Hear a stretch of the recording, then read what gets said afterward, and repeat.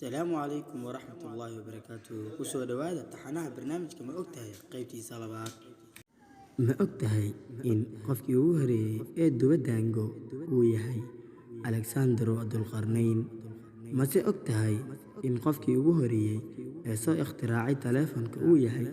Alexander Graham Bell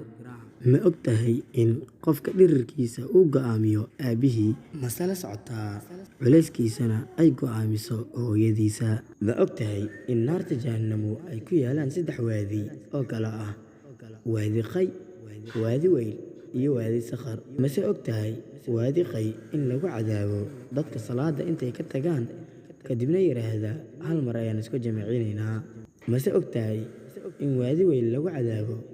kuwa salaada waqtigeeda ka daahiya